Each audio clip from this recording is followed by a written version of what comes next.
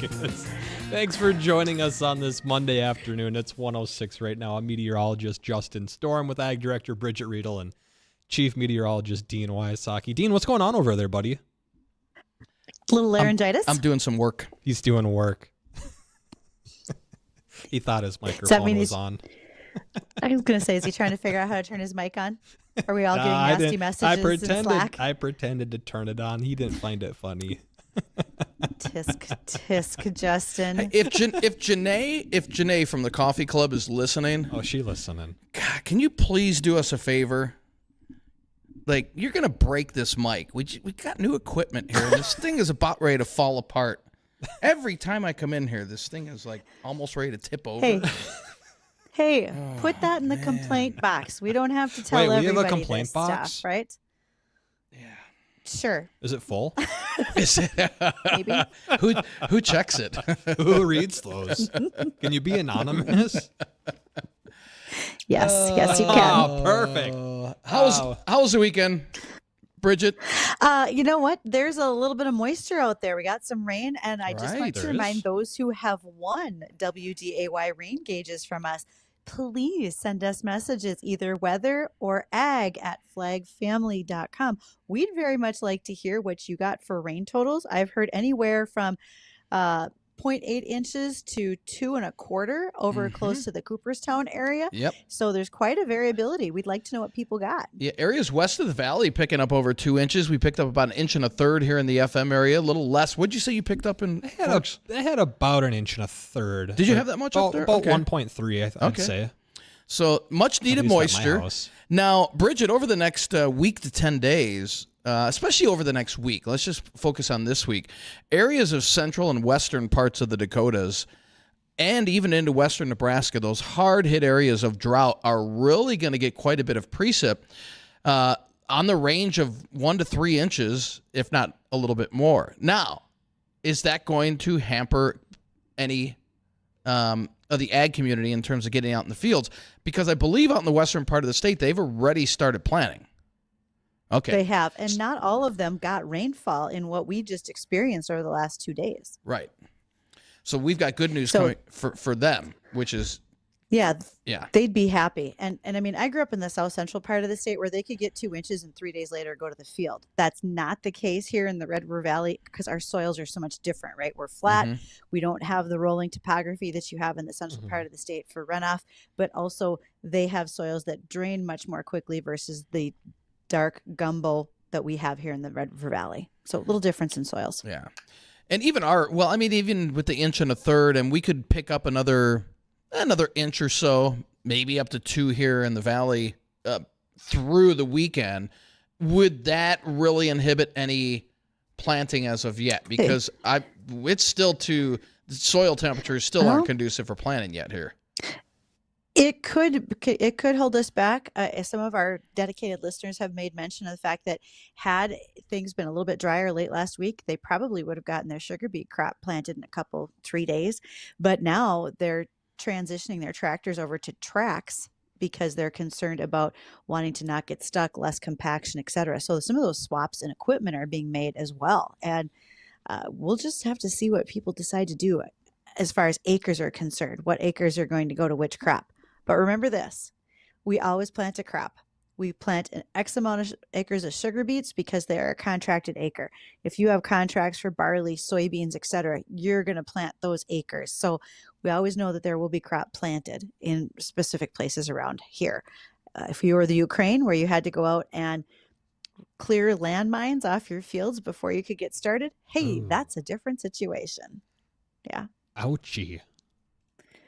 Yep, that they are doing that. In fact, they are finding that areas which were previously occupied by Russian forces, now you need to clear mines, but you also still need to get seed and equipment there. If you had equipment that was destroyed, you need to try to get fuel, which is currently the equivalent of about $35 a gallon for diesel.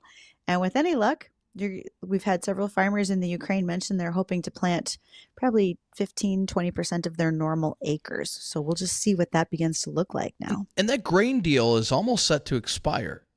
correct? Correct. That was set to expire the end of June, I believe. And they're saying now that they don't think there will be another agreement. So what kind of havoc, obviously, would that play on grain prices and just grain in general?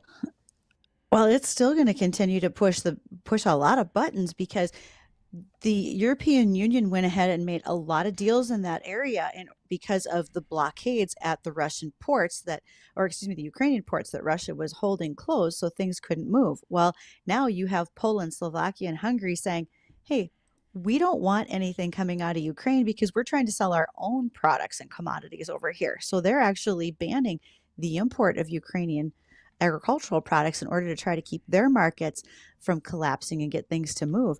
So it's just a whole mess of transportation. What can you plant and where it's going to go? Throw into that Argentina is currently in a serious drought. They're actually looking at their smallest crop in 25 years. Globally, we have a lot going on before we ever even get a chance to plant acres here in the tri-state region. What did you say that percentage was that they're estimating to be planted over An article Ukraine?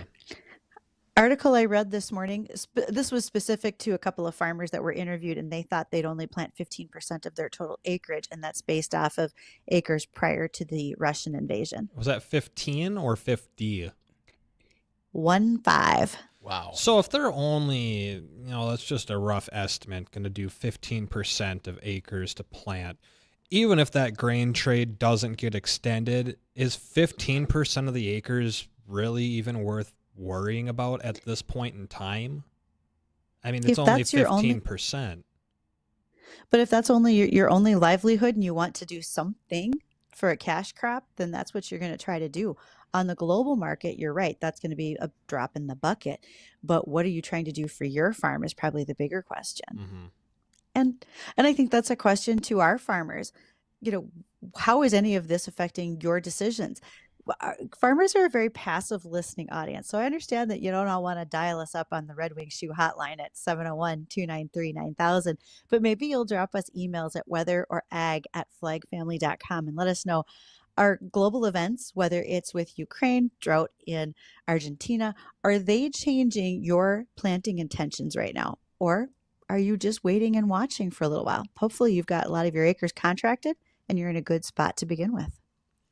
Maybe another thing I'd like to know, kind of like a story time.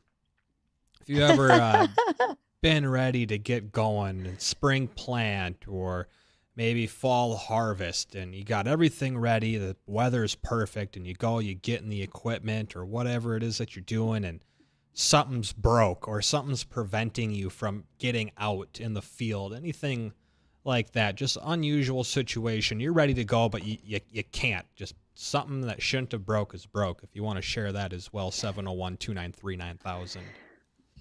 You've actually got folks right now that are making the decision to swap out tires on their tractors for their tracks. They want to not get stuck, have less chance of compaction, etc. So there's a bunch of things that are starting to take place right now in anticipation of a later planting date than where we are right now.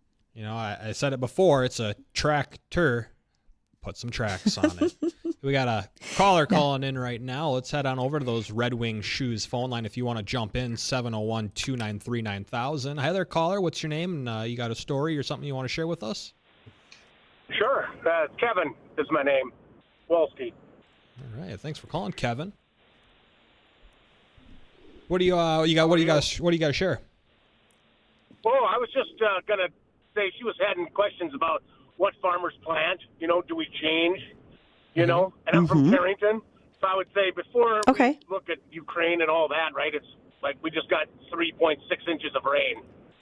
Those are kind of the more local that would change our minds rather than global.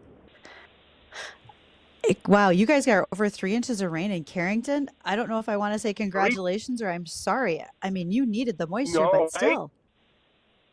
Yeah, 3.4, and it was still sprinkling. It was still kind of raining. So, those kind of things really deter, I would say. But, if the sun comes out and it turns nice, we're still sticking with our guns, Well, let me ask you this. I don't think a lot of the inputs, like the farmers are more, right, I would say regional. in their thinking rather than global in their thinking. You know what I mean? I mean, we might more regional thinking or global thinking of how it affects our price on our elevator. You know what I mean? We'll base some of that on what we can get contracts, but really we just, that it's too much, right? There's so many things we can't control. So we just kind of, we also have a seed business, and I'll be honest, they have not changed. They have not changed for 3 months. The orders, it just hasn't changed. Good. Well, let me ask you this, Kevin. If you just picked up 3 inches of rain, and we're probably going to get more rain coming in throughout this week, is that what kind of a factor is that going to play in your decision? Are you contemplating switching something out for something else or anything like that? More prevented plant, right? Like maybe I just lost 10% of my acres that I might not be able to get in, Right. And so then it becomes more of a policy issue of hey, well, was the federal government going to be able to work with me to be able to prevent plant? Maybe I can put some feed barley out there, for the livestock then much later here, versus the planting dates. But let's say on 300 acres, right, a half section, 300 acres, I can go seed 200 acres. But I have 100 acres to prevent plant. But by June 15th, right, 90 of those acres are good. But I can't plant corn on that, right, because I'm way past my date, my insurance date. So now will they allow me to, put in some millet or some feed barley or, you know what I'm saying, something like that. Yep. And then I can still have something growing, still can be used for agriculture, and I don't really get penalized for it, Right. Those are really more what would really help us, in these types of situations. But I'm still going to raise corn, so I haven't really changed. I'm not going to take the 300 acres, even though I might not get 100 in, I'm not going to scrap the whole thing. It'll just be, instead of me planting for 300, now I'm going to plant for 200, Absolutely. Oh, Kevin, those are great points. I mean, unless those global markets actually affect the on-the-board price, right? You're going to look at what's happening regionally more closely than what you're going to see globally. Yeah. I don't want to say I don't. I don't want to say I don't care because it sounds a little callous or uneducated, because we do. But in that same general sense, really we don't, right? Because we can't control all of that. I'm not going to do anything about the war in Russia, in Ukraine. Right. So. So, if it affects the price on the board, at our local elevators, we have 3-4 of them right around here. Yes, then, yes, you might be. But until then, no, don't care. Oh, right on. Well, thanks for sharing, Kevin. We appreciate you picking up the phone and giving us a jingle and letting us know what's on your mind about it. That's real interesting. Yeah, you have a great rest of your day. Hope the crop goes well for you and as well as planting. And I bet a lot of the farmers kind of feel the same way, Bridget, if I'm, in terms of they do. Yeah. Absolutely. Kevin makes great points. I mean, we can talk about all the stuff that goes on globally, but until it affects that price that they're actually going to get paid for, that's not going to be their biggest deciding factor on what they do. Now, some people they may weigh that in on their long-term planning, but I love the fact that Kevin was like, hey, here's the deal. I'm already concerned about a preventive plant. I'm in Carrington, North Dakota, which that's an area that over the years has seen more preventive plant than they've seen less of it. So he's got a great point. As long as he can do something with that land that's productive agriculturally later in the season, that really matters to him. And some of that comes down to the Farm Bill. And real quick before we go to break here, so how much of the government, he said 100 acres, would the government cover the 100 acres in terms of preventative plant, or how does that work exactly? Yeah, you don't have a minimum necessarily of preventive plant. There's some rules that go along with it. Yeah, that's probably a whole bigger discussion than we can get into quite yet, but we'll be able to do that here a little bit later. Do want to quick introduce that we'll be back with our guest, and that is going to be Dylan Carley. He's with Johnstown Bean. We're going to talk about edible beans today because you heard the theme, bean, magical fruit. Well, we'll talk about that when we come back. They'll have you laughing right along with them. They're Bonnie and Friends. I'm going to throw in a hat and Jeff's car with this. There you go. Yeah, give it away. Yeah. Should we give away his car? Yeah. Hey. Don't give him away with it, though. Let's give away Jeff with it. Let's do both. Let's do both. Oh, we could have a huge giveaway today. And you can't bring him back. No. No returns. Bonnie and Friends. Catch them weekday mornings beginning at 5. Does the air in your home feel stuffy? Does it have that musty smell? Have you ever noticed moisture near the corners of your floor or water seeping into your egress windows? At Precision Concrete Cutters, Ramjack North, we know firsthand the stress that the spring thaw can have on your home. Don't wait. Contact your complete foundation experts, Precision Concrete Cutters, at 701-280-7038. Or for a free estimate and to learn more, go to pccnd.com. How long is the warranty on your car repair? Hi, this is Matthew Carlson, owner of Fix It Ford Auto Care. Every qualified repair at any of our 3 Fargo, Moorhead, and West Fargo locations is now covered by our extended 5-year, 60,000-mile warranty. Yes, you heard that right. 5 years or 60,000 miles. Peace of mind, just one more reason to choose Fix It Forward Auto Care. Ask your service advisor for details. Fix It Forward Auto Care, the name you trust for car repair. Fix It Forward Auto Care. Branding is more than just a logo. It's the heart of your business. Perhaps your business needs a refresh. Let Urban Toad Media create a new look for you. Strong brand recognition helps you stand out from the crowd. We offer design services that include logo design and print materials that carry your branding throughout all avenues. Business cards, brochures, flyers, and more. Whether you need a new logo or a simple refresh, Urban Toad Media would love to work with you. Visit our website at urbantoadmedia.com.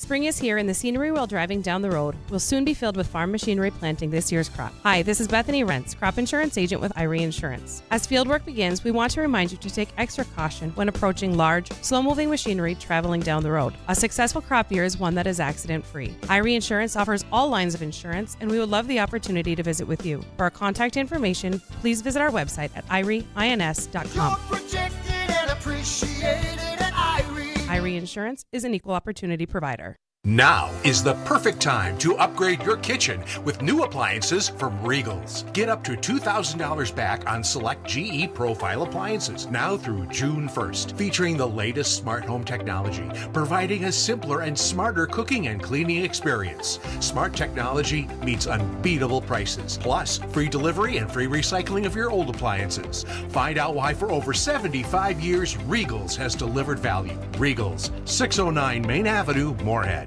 What do eyewear and weather have in common? Join us for the Aspire Optical Eye on the Sky weekly weather forecast to find out. Each Tuesday morning, Dean Wysocki, Justin Storm, and myself, Ashley Freeborn, owner of Aspire Optical, will bring you the 7-day forecast. You never know where we'll be or how it will be presented, but we promise to bring you the most accurate forecast this side of the Red River. And learn how you can save big on eyewear from Aspire Optical. Watch the Aspire Optical Eye on the Sky weekly weather forecast on our Facebook, YouTube, and Twitter pages. Trust us, this is weather and eyewear like you've never seen. Stumped at getting those trees removed, the team at Tyler's Tree Service is busy this time of year. No leaves mean a clear look at wires and structures that can get in the way and make their job more challenging. No leaves also means you can see the branches that will cause a problem being too close to the house. The team at Tyler's Tree Service is busy in the city, at the farms, and at the lakes. So don't you wait. Get a free estimate today at tylerscut.com. Tyler's Tree Service, no stick left behind. Let the Goose River Bank become your community bank. They believe a strong bank builds strong communities and would be proud to be your bank.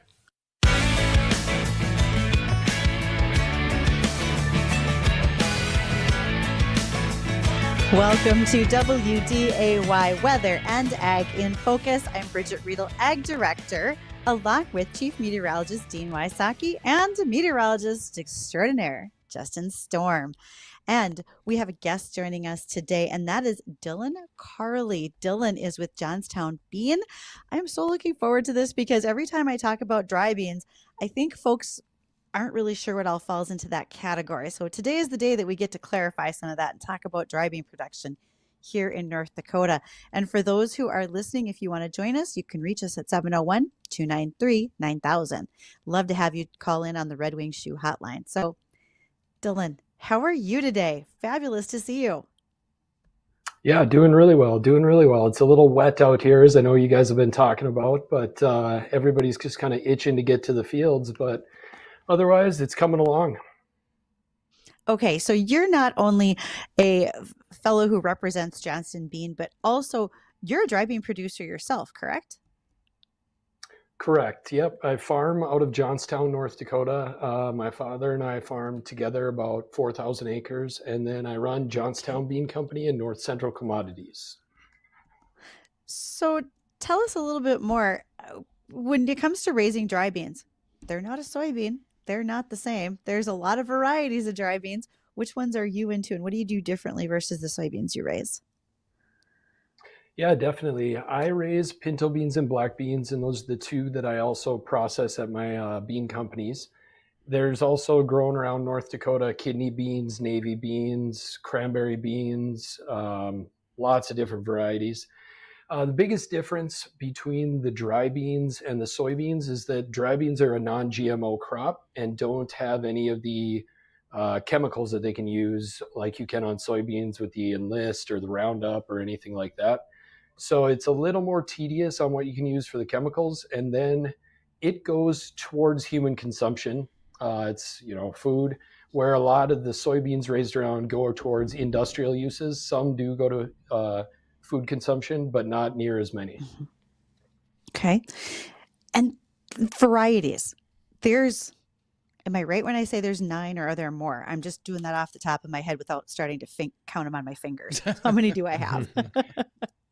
Probably about 9 major classes that are produced in the United States, but around the world, there'd be hundreds of different smaller niche varieties of beans, but those would be the main larger scale ones. I got a question for you, Dylan. You said that the dry beans aren't quite as prevalent as the soybeans in being grown up here. And is there a reason for that? Is it just because it's more difficult to do the dry beans versus the soybean? Hence, you can't use some of the chemicals or the GMO that goes along with the soybean, or is it less money and people want a higher driving soybean price versus a dry bean? What are some of those variables for why they're not as prevalent? Mainly the difficulty. They are a lot more tedious to grow than soybeans. And also with them being non-GMO, they don't have some of the drought resistant traits, or maybe not as good against excess water. So there can be some losses there. Comparing profitability, all things being equal, a good crop of edible beans versus a good crop of soybeans in North Dakota, generally the edible beans will be more profitable. On a good crop, on an average crop, they probably come out fairly even. Okay. Mm-hmm. Now, North Dakota is not the only place that favors the growth of dry beans. Michigan also, would they be number 2 to us in production, Dylan? Would that be correct? Yeah, Michigan would be number 2 in acreage, and then Nebraska, Colorado, Wyoming, in that area kind of combines to be number 3. North Dakota is number 1. We produce about 60 to 65% of all the edible beans in the country right here in North Dakota. And our biggest edible bean here is pinto beans, with that being a little over 60% of North Dakota's crop. Okay. And Dylan, what's the ideal weather conditions for the beans themselves? I mean, does it favor a drier kind of summer or a wetter kind of summer? I would say overall drier. Some of the best edible bean crops that we've had in North Dakota in recent years have been when we're just on the verge of drought, but we're getting timely enough rains. Because of that, you end up with less crop disease, but you still need the timely rains in order to produce the beans. So typically you want to see it dry through June, start getting some rains every week or two in July, and a couple timely rains through August, and that's about all you need. So as we reach the bottom of the hour here, Dylan, we definitely want to come back in just a few moments and continue to visit about dry bean production in North Dakota. And I'm going to come back with a question for you to answer when we return, and that's about specialized equipment, because dry bean growers tend to not use quite the same things that you would as a soybean grower when it comes to combines and some of your practices and so forth. So we're going to talk about that, and then also your company, Johnstown Bean, and some of your export markets, because where in the world are all those beans going? We'll stay tuned. We'll be right back. Is your bathroom looking old and worn out? Want to update it, but you don't know where to start? Then let BCI Bath & Shower show you how to turn that old bath into an aisle of beauty and functionality. Our residential bathroom solutions provide the best value on the market, and our customer service is second to none. Our cost-effective BCI bath and shower family of products has what you need. Remodeling our bathroom was a big decision for us. They didn't make a mess out of our house at all. And at the end of the day, we had a beautiful new bathroom. And it was a great experience the whole way through. We have the best monthly payment programs in the industry, with payments as low as $68 per month or no interest, no payments for 18 months. For a limited time, be one of the first 100 callers who schedule a free in-home consultation and receive $500 off. Call 800-721-9985 for a free no-obligation price quote. That's 800-721-9985. Factory-trained and certified installers made in the USA, and discounts for seniors and military. BCI Bath and Shower, the leader in affordable bathroom products. That's 800-721-9985. Attention homeowners, if you experience flood or water damage in your home, don't wait another minute. Contact Rainbow International of Fargo now for immediate water damage restoration services. They understand the urgency of the situation and are here to help 24/7. Whether it's water damage, fire, or mold, their highly trained technicians will quickly assess the damage and work tirelessly to restore your home. Call Rainbow International today at 701-412-4776. Hey, it's Chief Meteorologist Dean Wysocki. Join me, Justin Storm, and Ag Director Bridget Riedel throughout the summer as we attempt to grow a crop of soybeans. We're calling it Here We Grow, and we'll be documenting what it takes to farm in the Red River Valley and beyond. Look for new videos every Friday on WDAYRadioNow.com, our YouTube channel, and social media pages. Here We Grow is brought to you in part by ND Estate Services, Irie Insurance, and WDAY Radio.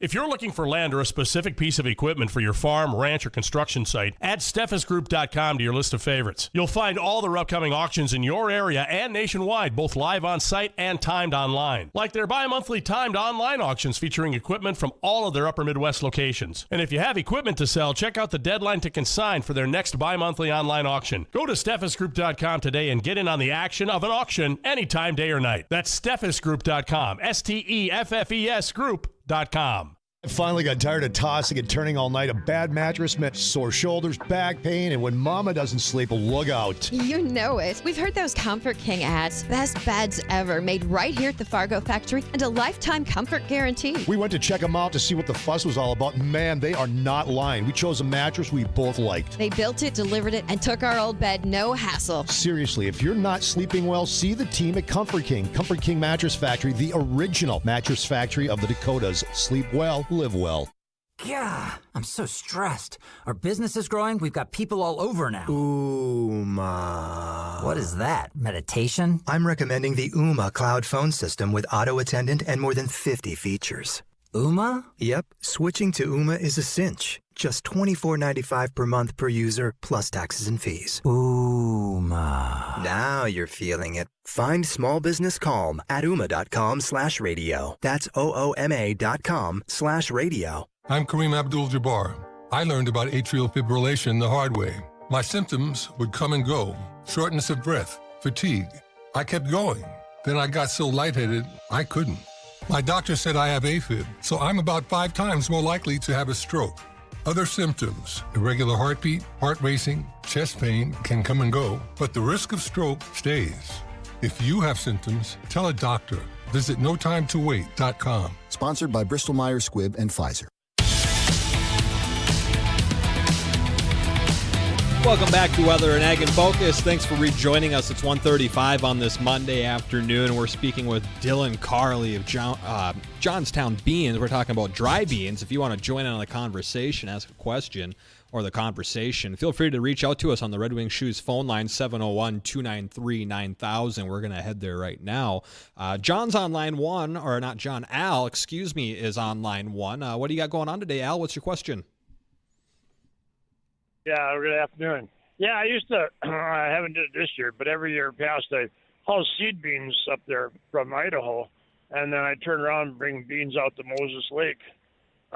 So you'd think that rather than hauling the beans all the way from out to Moses Lake from here, you just get them from Idaho to go straight out there. So is there a different quality or different diseases that we have here that they don't have out there? Yeah, so disease would be the number one factor there. we grow most of our seed in the United States out in those western states, and they don't have large-scale commercial production and a lot more strict crop rotation.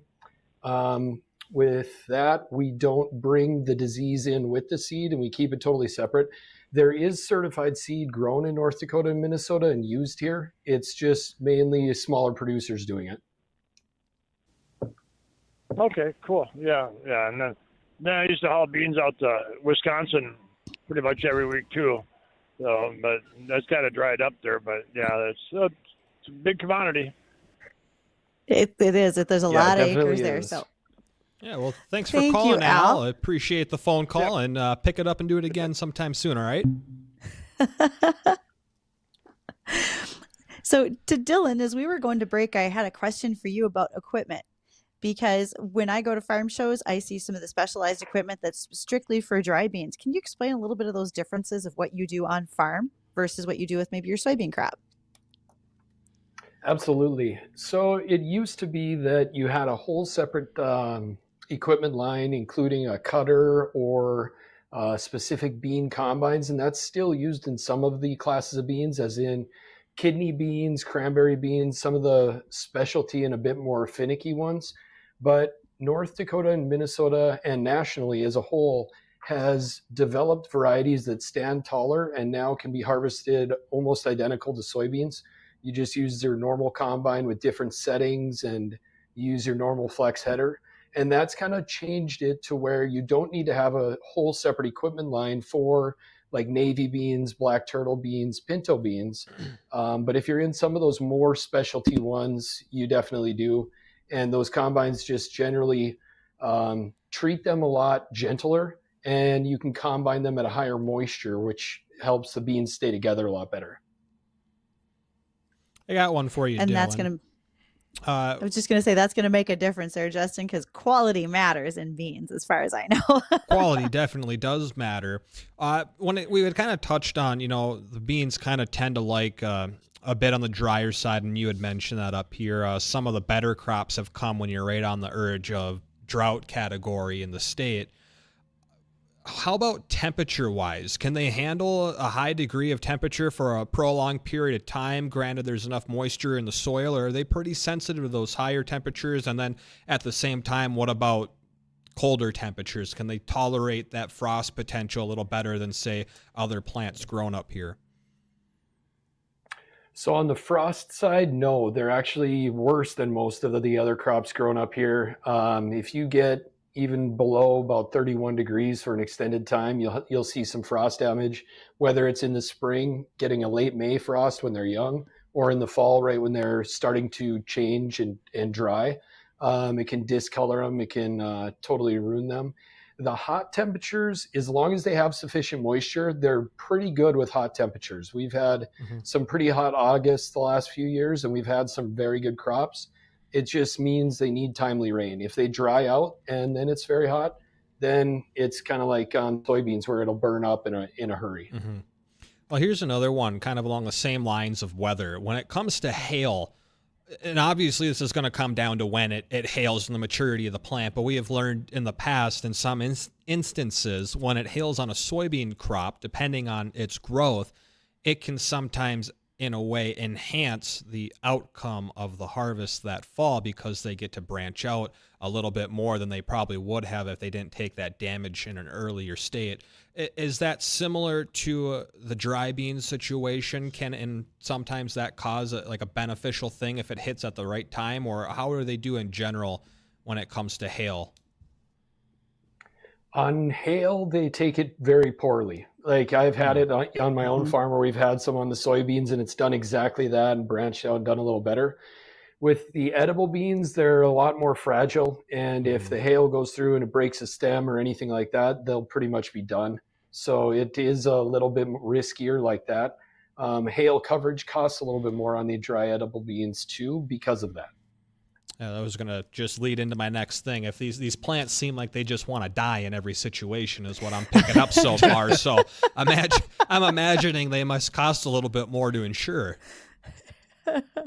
Little bit. It's not greatly, but they do definitely cost a little bit more than soybeans or anything like the wheat or corn's up there too, but Okay. yeah, they do have more fragility to them, but they're not as bad as it maybe sounds. Right. And Dylan, you said North Dakota produces 65% of all dry beans in the U.S. I believe that's what you said earlier. What percentage of our crop here in North Dakota is dry beans? Ooh, that I do not know. Okay. Don't know the statistic. If I had to guess, I would say 8 to 10%, maybe a little more. 8 to 10% provides 65% of the U.S. That's amazing. Wow. I think you're right on, I'm Dylan. not sure. Because didn't I just see a statistic that state acreage for dry beans is somewhere close to, let's say, 800,000 acres? Correct. Yep. Okay. So so if you take that against all tillable acreage in the state, you can't count hayland and so forth, but that would, against tillable acres, that would be a fair number. Okay. And where do they go? So like Dean asking about 65% of the U.S. domestic production, but we don't keep a lot of those beans in the U.S. We export a tremendous amount, or what do those statistics look like, Dylan? Right. I would say we export about 30%, maybe a little bit higher. Maybe it's 35 of the edible beans out of the United States. The biggest markets being Mexico, the Caribbean, South America somewhat, although they also produce edible beans down there. Mexico is by far the number one. We have a big competitive advantage with Mexico with our free trade agreements, and our rail system links up with theirs. So we have a freight advantage versus the rest of the world there too. A lot of the navy beans go to Europe. The UK is very big. Italy is very big. So those are the major markets for North Dakota beans. And I imagine new market development is constantly underway. Do you see some places, because I've read a little bit about BeanCon, where you were able to go to connect buyers, et cetera. Where are some of those developing markets that you might see for dry edibles? Yeah, that conference was in Medellin, Colombia this year in February, and I was down at that. I normally am in Mexico about once every 6 weeks or so, and we have an office down there and try and develop new customers down there all the time. But kind of all over the world, emerging markets, a lot in South America, but that's more of the traditional. We're actually seeing Asia kind of come into the picture. A lot of people don't realize, but China used to be a very big producer of edible beans, and they actually consume a lot more beans over there than you realize, because we don't maybe see them represented in their type of food here in the United States. But in those countries, they actually consume quite a bit.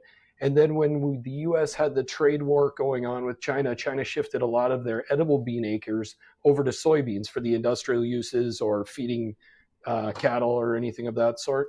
And now China is not competing with us on the world market. They're just becoming a net importer slowly over time. So that's one of the big emerging ones for us.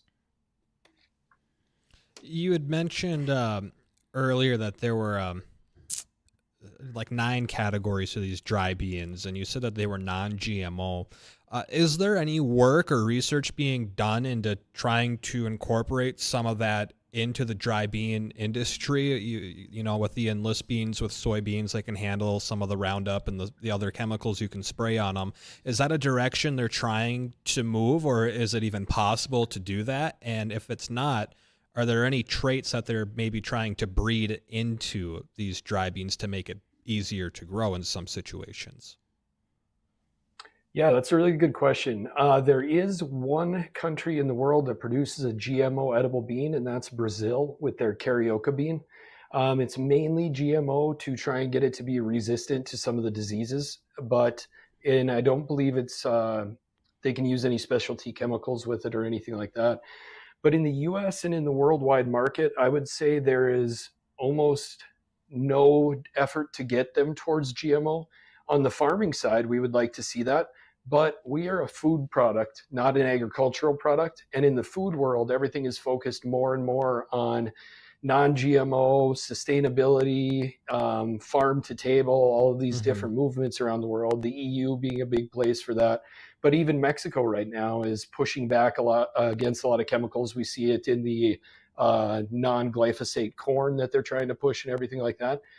And in the U.S., we're definitely seeing a push against GMO products in the food base. So on the edibles, there is not really any push towards that. As far as traits that they're trying to breed into, it's always trying to breed, better yielding, better drought resistant, things like that. In the pinto beans in particular, one trait that they bred into it a number of years ago, and NDSU was a huge pusher of this, is slow darkening pinto beans.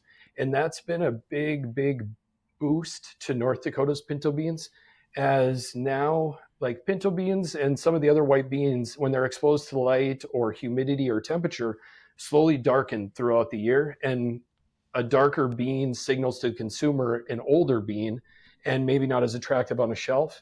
Now with these slow darkening pintos, and that was a genetic pushed breeding program, they stay the same color for a lot longer period, and we're more competitive in the world market because of it.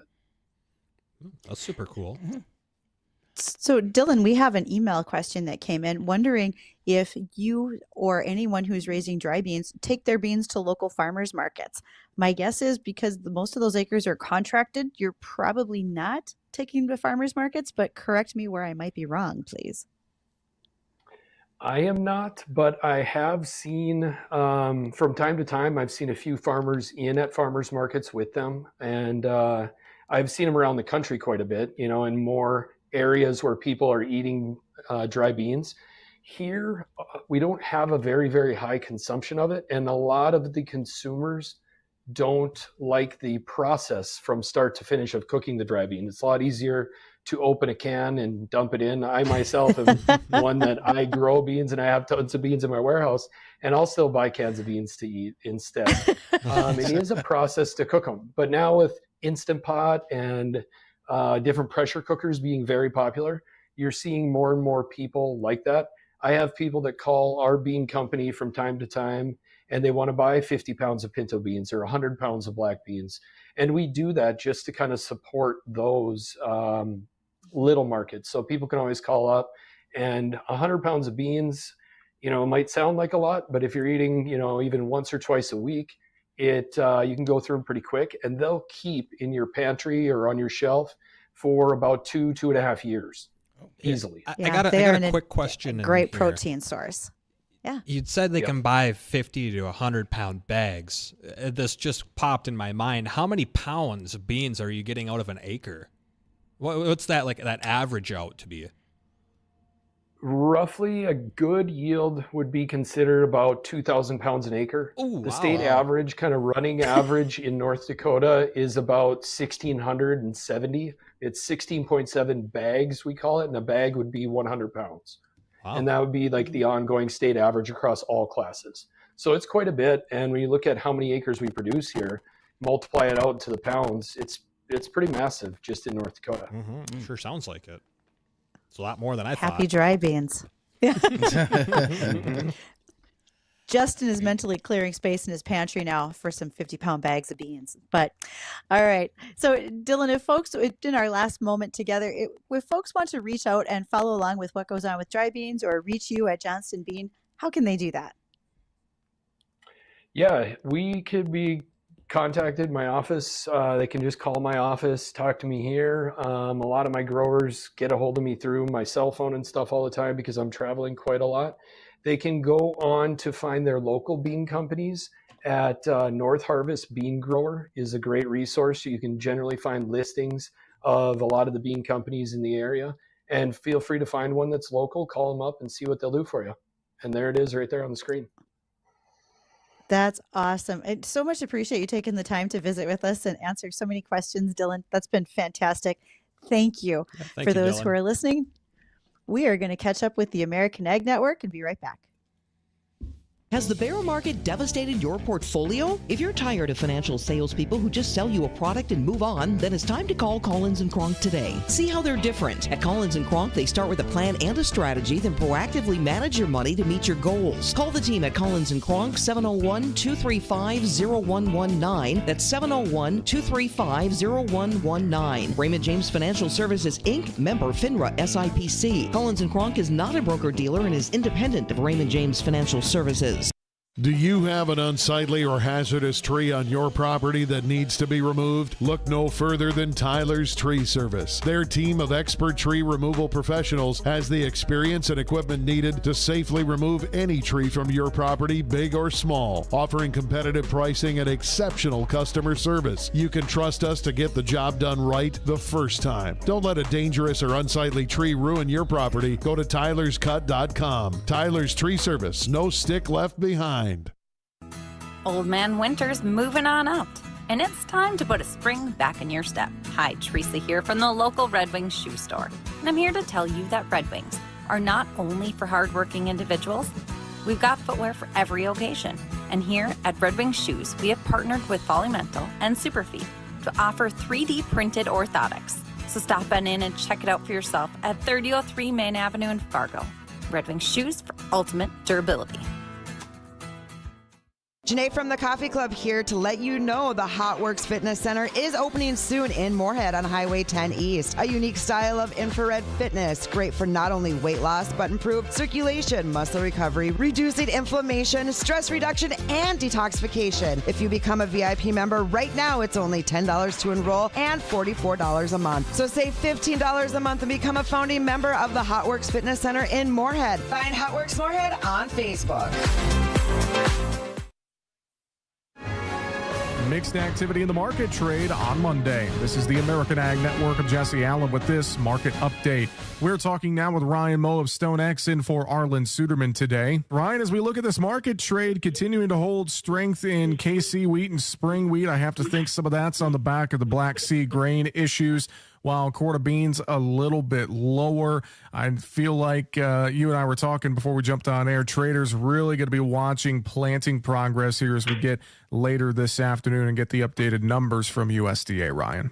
Yeah, and first thing we have to look at is the Black Sea grain deal, and the drama that is surrounding that deal is not going to go away anytime soon. People involved in the trade need to recognize that Russia is going to do what is in Russia's best interest and Russia's best interest only, and we need to think about how selfishly they're going to think of in that deal. And then we will likely realize that there won't be a deal that gets struck. Then when we look to corn and soybeans here today, we see that the front end is just a freckle higher here, if not trading right at unchanged here, while the back end of the curve is focused on about a half dozen lower in corn. And that is going to be tied to the tremendous amount of planting progress that we're expecting to see in this afternoon's report. These farmers have been given a nice window of weather around much of the country, and wow, are they going to show and prove that they've planted a lot of acres here in the last few days. And once again, that is Ryan Moe of StoneX in for Arlen Suderman here today. And again, we're seeing new crop quarter bean contracts down moderately, with Chicago wheat down moderately. KC and spring wheat are trading moderately higher, while cattle futures are being led higher by feeder cattle and mixed activity at hogs. You're listening to the American Ag Network. I'm Jesse Allen reporting. Let the Goose River Bank become your community bank. They believe a strong bank builds strong communities and would be proud to be your bank.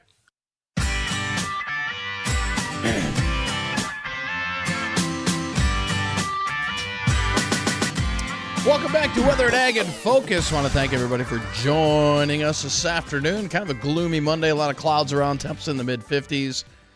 And we're not going to see a lot of sunshine today. I think we'll see some more as we head towards midweek. That'll warm us up into the 70s, and then a good chance for showers and storms come our way Thursday all the way through Saturday. So it's a pretty wet period of the LRC cycle that's heading our way. And I know we're going to be out filming tomorrow, Bridget, for Here We Grow. We're going to go out to Farmer Jim's establishment where we are going to be taking a look at our land and our equipment. Mm-hmm. And our equipment. Yes. I can't wait for you guys to get to crawl all over a planter and check out his tractors, and it's going to be like the big kids' playground. I'm gonna jump in the biggest tractor I can find and just gonna send it. He said he bumped up his insurance. It was probably a good idea. Probably was. And on our way there, as we get to our field, we're going to pass by one of our sponsors, and that's Peterson Farm Seed. They are kind enough to join us in this project. They are the largest independent regional seed company. They provide corn and soybean seed, and they even do some fun things like peas from time to time. And then additionally, Ellingson Drainage. Ellingson plays a huge role in drain tile in this region. And let's face it, after some of the rainfall we may have had this week, more folks may want to give them a call or check them out online at ellingsoncompanies.com. Yeah, and speaking of Peterson Seeds, our last episode in the Here We Grow campaign and series just aired last Friday on our YouTube and Facebook page. So if you want to watch that, it's episode 3 of our summer-long series of Growing 20 Acres. You can head on over there and give it a look. It's also where we live stream every single day. Yeah, it was a windy day, and Justin's hair fared better than mine. It was a little rough out there for some of us. My hat almost blew off when I was 35 feet off the ground. Yes, it almost did. Now the question is, why were you 35 feet off the ground? And if you want to know why, check out the video. There you go. There you go. Absolutely. And more rain in the forecast for this week. About an inch to 2. I think by the time the weekend rolls around throughout much of the area, pretty common number. A little more as you head into western and central parts of the state. So that's good news. They could always use the rain out there, that's for sure. And I think what's good about this weather pattern that's setting up this week, areas that have been really hard hit with the drought, let's say from Nebraska down through western Kansas and into the Texas-Oklahoma panhandles, are going to be getting some much-needed precip for this week. So it's kind of a take it while you can get it kind of scenario, because obviously this is not this more than likely is not going to be the same pattern that's going to set up shop here for very long. We've got blocking in the atmosphere, and so not much is really moving along this week. So kind of what you see is what you get, and areas that do get the rain will get some pretty decent moisture out of this. Again, about 2 to 3 inches of rain all week long for the western Dakotas down in Nebraska and areas of western Kansas. So that's good news for them. Right. Hey, Bridget, we've had some. Oh, go ahead. Oh, go ahead, Justin. You sure? Well, yes, and then I've got a little weather history for the two of you. All right. Well, let's see if we can sneak it all in. I was wondering about this because I know we've talked about different modes of action. I don't know if this is a new mode or something else, but the EPA advisory panel is to review atrazine herbicide. Atrazine. Atrazine is an active ingredient in herbicide, and atrazine's been on the market for quite some time. EPA has it currently under review because every 15 years, according to the Food Quality Protection Act, all active ingredients need to go through re-registration. What's going on is that officials are asking the EPA to please make sure they set up an advisory group that actually includes scientists, those who use the product and are familiar with it, so we aren't making judgment calls on things like the Endangered Species Act, et cetera, without understanding the uses and background. So we make more educated decisions on renewing that registration versus doing things that look good on paper, but not always so good in real life. I see. And we got about 40 seconds. Is that enough time for this trivia, or do you want to hold on until tomorrow?